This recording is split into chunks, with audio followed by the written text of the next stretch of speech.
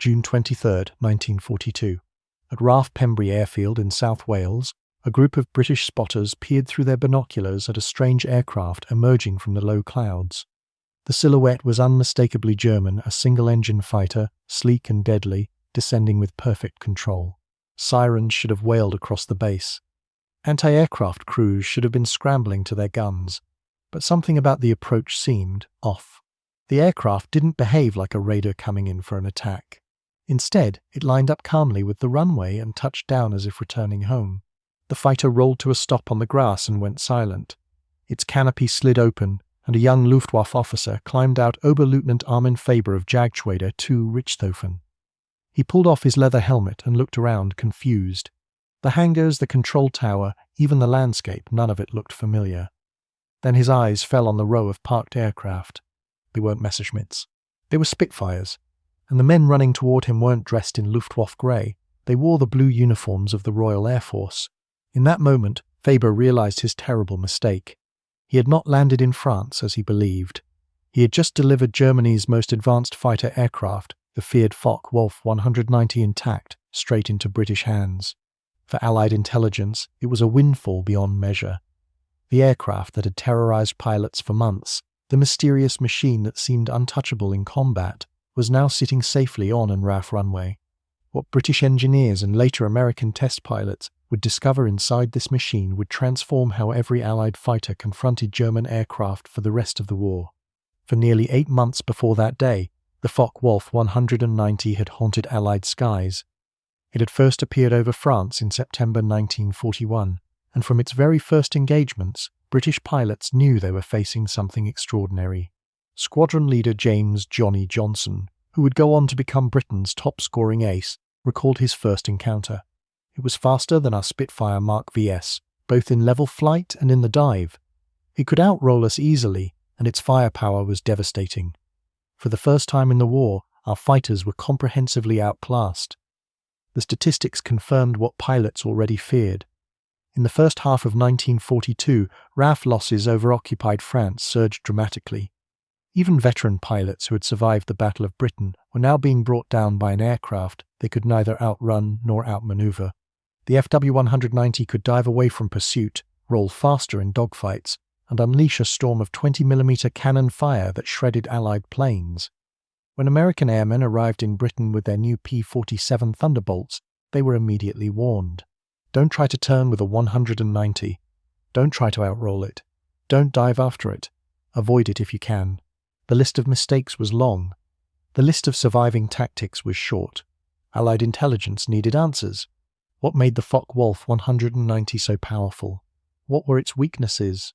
And could it be defeated? Until that June afternoon, every wreck recovered from combat was too damaged to study.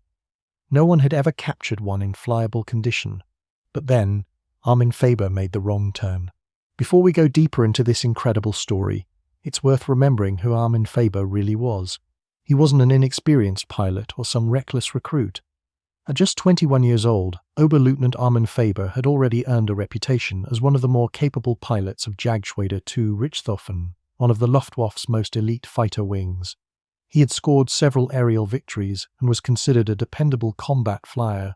On June 23, 1942, Faber took off on what should have been a routine mission, a fighter sweep over the English Channel. His unit's role was to provide high cover for German bombers striking coastal targets in southern England. Everything went smoothly until the return flight. Then, somewhere over the Channel, in the chaos of combat, everything went wrong. As the German formation tangled with British Spitfires, Faber became separated and disoriented. Thick clouds rolled in, obscuring the coastline below. The sun hung low on the horizon, throwing deceptive shadows across the sea. In the confusion of sharp turns, dives, and high-G maneuvers, Faber lost his sense of direction, a deadly hazard for any pilot, especially in the days before reliable navigation aids. When he finally broke through the clouds and saw land beneath him green fields and a neatly laid-out airfield, he felt a surge of relief. The base looked familiar. It had to be one of their own. But it wasn't. The countryside he saw wasn't Normandy or Brittany. It was South Wales, and the airfield below wasn't a Luftwaffe base, it was Ralph Pembrey. From the ground, British spotters watched as the enemy fighter descended smoothly, its pilot apparently unconcerned.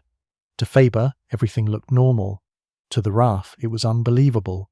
The Focke-Wulf 190 landed perfectly, rolled to a halt, and sat quietly as if awaiting orders. When Faber climbed out and saw the Spitfires lined up nearby, realization struck like a bolt of lightning.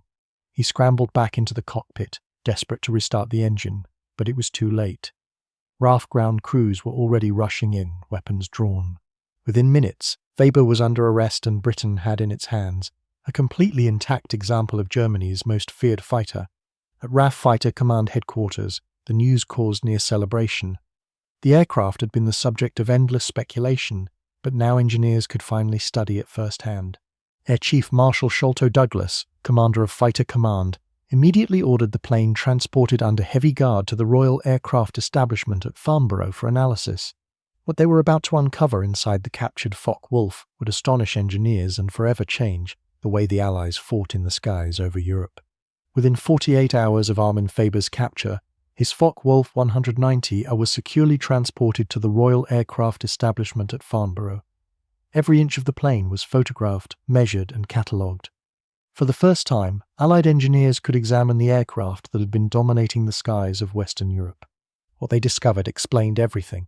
The FW-190 wasn't just another fighter, it was a masterpiece of brutal efficiency. Where the British Spitfire embodied grace and aerodynamic elegance, the German machine was a triumph of practicality and power.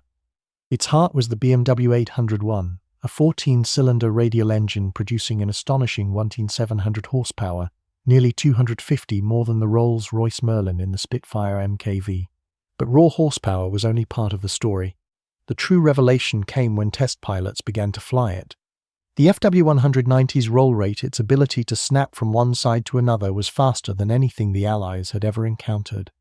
That single characteristic, though seemingly minor on paper, proved revolutionary in combat. When a Spitfire tried to follow an FW-190 through quick, rolling maneuvers, it simply couldn't keep up. The German pilot could change direction, reverse a bank, or dive out of danger in an instant, gaining firing angles faster than his opponent could react. British test pilot Captain Eric Winkle Brown, one of the most experienced aviators of the war, was among the first to fly the captured German fighter.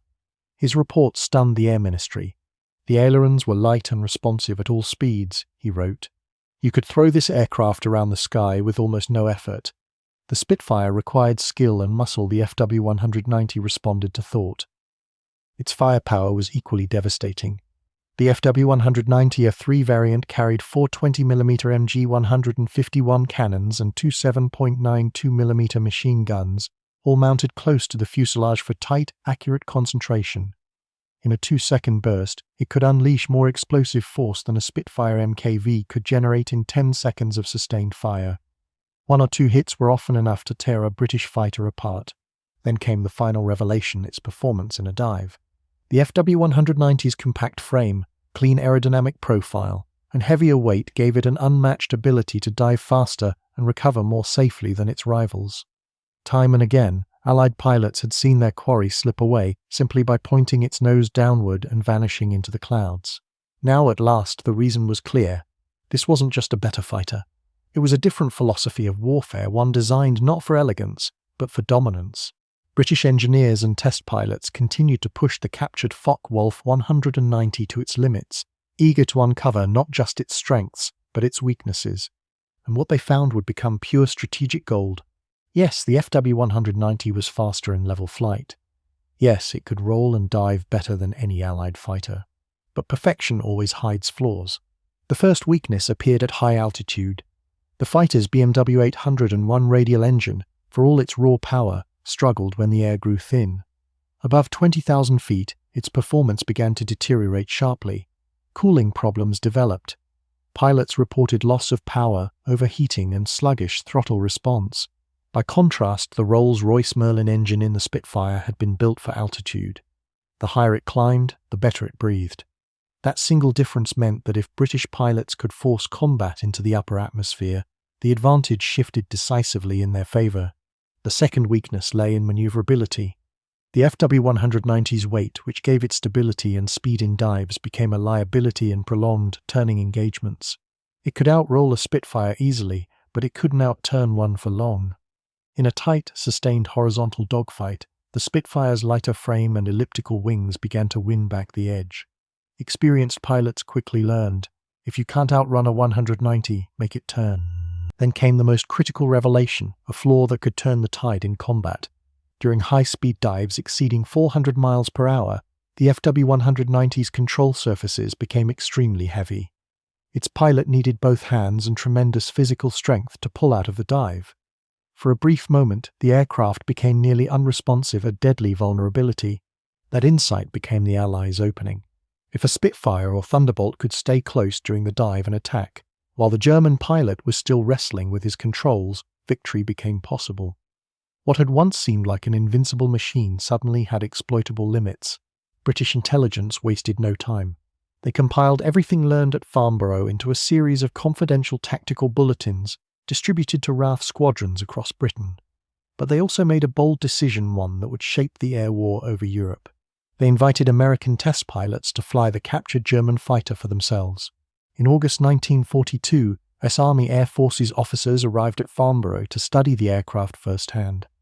Among them was Major Cass Ho, one of the first Americans to climb into the cockpit of the captured FW-190A. His evaluation was detailed, blunt, and tactical. The report he filed would soon circulate through every American fighter group preparing to deploy to Europe, a guide born from the mistakes of one disoriented German pilot. And it would save countless Allied lives. Major Cass Ho's report from Farnborough was short, sharp, and unforgettable. The FW-190 will beat any Allied fighter below 20,000 feet if the German pilot knows what he's doing. Our advantage is altitude. Above 25,000 feet, our P-47S and later model Spitfires have the edge. Force them high and we win. Let them dictate low-altitude combat, and we die. That single paragraph would rewrite the playbook of the air war over Europe. From that moment forward, altitude became life. American fighter squadrons flying P-47 Thunderbolts and later P-51 Mustangs adopted new tactics built directly from the intelligence gained at Farnborough. Bomber escorts began operating at maximum altitude. Fighter sweeps were ordered to stay high whenever possible. When German aircraft rose to challenge them, American pilots would climb even higher, forcing the FW-190S into the thin, cold air above 25,000 feet, where their radial engines gasped for oxygen and lost their edge. For the first time, the hunters became the hunted. The captured FW-190 didn't just change tactics, it reshaped engineering. At Wright Field in the United States, aircraft designers studied every detail of the German fighter. They analyzed its incredible roll rate and began adjusting the ailerons on both the P-47 and the P-51 to improve responsiveness. The gun layout with its cannons placed close to the fuselage for concentrated fire influenced American weapon design. Even the cockpit ergonomics, streamlined for combat efficiency, inspired improvements in Allied aircraft interiors. But the most valuable lesson wasn't mechanical, it was psychological. Before the Farnborough tests, many Allied pilots viewed the FW-190 as unbeatable, a ghostly machine that outclassed everything they flew. Now they knew better. It was not invincible. It was simply a machine, one with specific strengths and clear weaknesses. Armed with that knowledge, confidence returned to the skies. By late 1943, the balance had shifted dramatically. The upgraded Spitfire Mk Remen 9, powered by the Merlin 61 engine, could finally match the FW-190 in climb, speed, and agility. The P-47 Thunderbolt, at home in the upper atmosphere, began cutting down German fighters at high altitude. And when the P-51 Mustang arrived combining altitude performance with long range, the Luftwaffe's dominance was broken for good. Both sides now understood a critical truth. Each aircraft was brilliant in its own environment. The FW-190 ruled the low altitudes, where its power and roll rate made it deadly. But above the clouds, the advantage belonged to the Allies. And it all began with one young pilot, lost in the fog over the English Channel, who accidentally handed the Allies the keys to victory. By the end of 1943, the skies over Europe were beginning to tell a different story. The kill ratios that had once favoured the Luftwaffe were now tilting sharply toward the Allies. Loss reports from German squadrons revealed an uncomfortable truth: FW-190s were falling in growing numbers. The same aircraft that had once seemed untouchable was now being outmaneuvered, outflown, and outsmarted. The reason was no mystery. Allied pilots had learned the 190's secrets, its strengths, its blind spots, its fatal limits, all thanks to one disoriented pilot who had landed on the wrong side of the war. Even German aces noticed the difference. Oberleutnant Joseph Pips Priller, one of the Luftwaffe's highest-scoring FW-190 pilots, wrote in his late 1943 combat notes, "The Americans have studied the aircraft. They no longer follow us into rolling scissors. They force us high, where our engines labour. They've learned." And indeed, they had. At Farnborough, Faber's captured FW-190 A3 remained in operation throughout the entire war. It became a benchmark for reference aircraft used every time a new German variant appeared.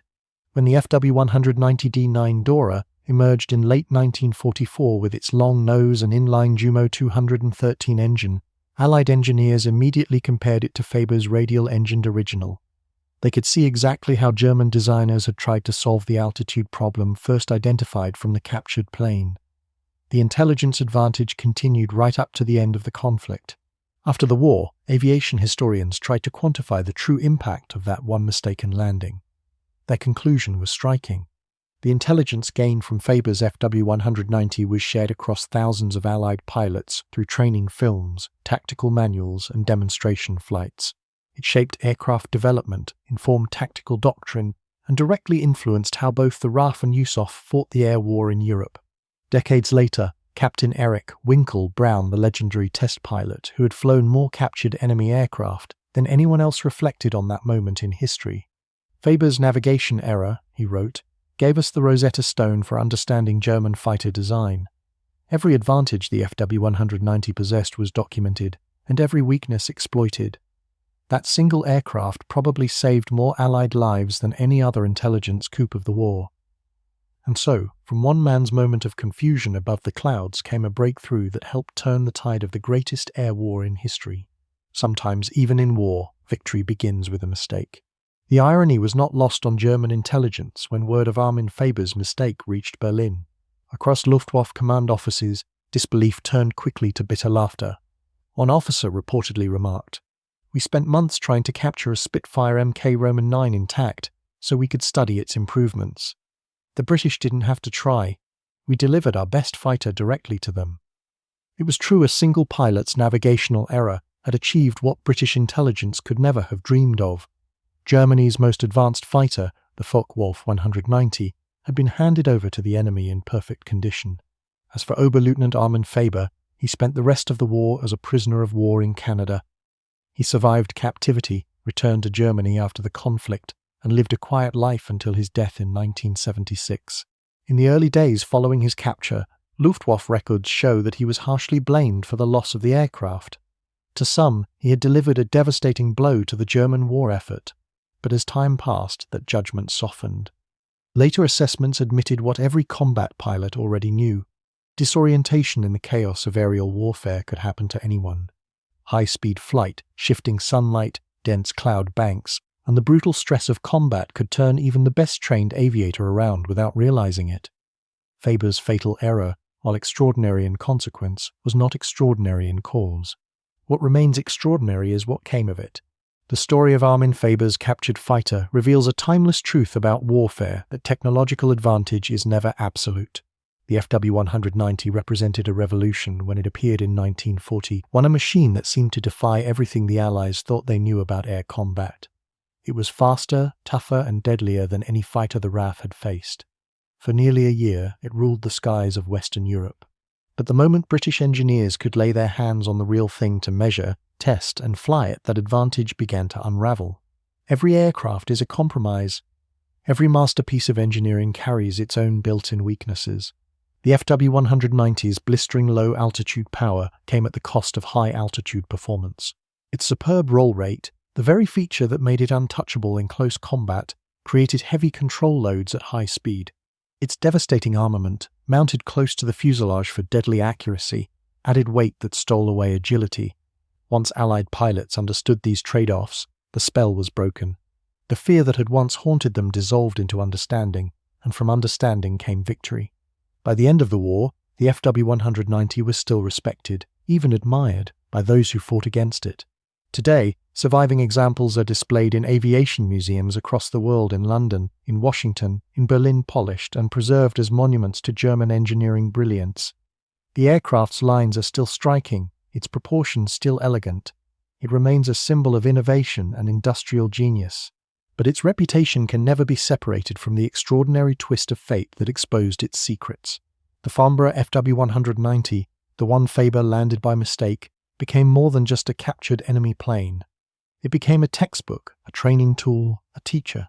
Its influence extended far beyond its airframe. It shaped Allied tactics, guided design changes in the P-47 Thunderbolt and P-51 Mustang, and helped inspire the improved Spitfire Mk Rumman 9 that finally restored parity to the skies. Its data informed thousands of tactical bulletins, training manuals, and instructional films distributed across the Allied world. The intelligence it yielded reached every airfield, every pilot briefing, every combat debriefing room from Britain to the Pacific. What German secrecy had built, Allied science had dismantled all because one man took a wrong turn through the clouds. Years later, Captain Eric Winkle Brown, the test pilot who had flown more captured aircraft than any other Allied pilot, reflected on the event that changed everything. Faber's navigation error gave us the Rosetta Stone for understanding German fighter design, he wrote. Every tactical advantage the FW-190 possessed was documented, and every weakness exploited. That single aircraft probably saved more Allied lives than any other intelligence coup of the war. It's difficult to overstate how right he was.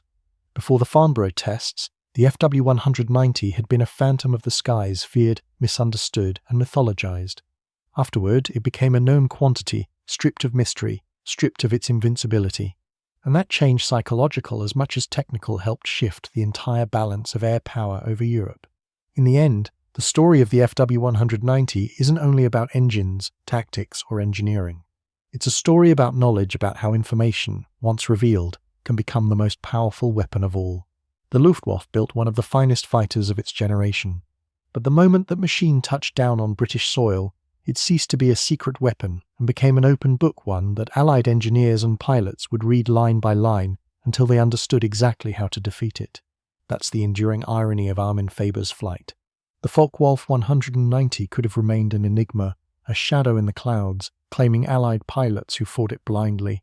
Instead, it became a classroom. Every Allied pilot who studied its weaknesses, every engineer who improved a design based on its data, owed something to that one improbable landing in Wales. Today, when historians look back at the vast machinery of the Second World War, the FW-190 stands among its most iconic aircraft, not only for its design brilliance, but for the story that followed it. Because behind every innovation lies a truth. No technology is invulnerable, and no secret lasts forever. The war in the air was not won solely by superior machines or larger numbers. It was won by information, by learning faster, adapting quicker, and turning mistakes into opportunity. And perhaps no mistake was more valuable than Armin Faber's quiet landing on that June afternoon in 1942. His error gave the Allies exactly what they needed: a window into the enemy's most formidable weapon. From that moment, the skies began to change. Every dive, every roll, every dogfight that followed carried the imprint of what was learned from his plane. It is a story of irony, of chance, and of human fallibility, the kind of twist history is built upon. One navigational error, one captured aircraft, one flood of intelligence that reshaped the air war over Europe. That is how America and Britain came to possess Germany's secret fighter, and how a single mistake, made in the haze of combat, helped turn the tide of the Second World War.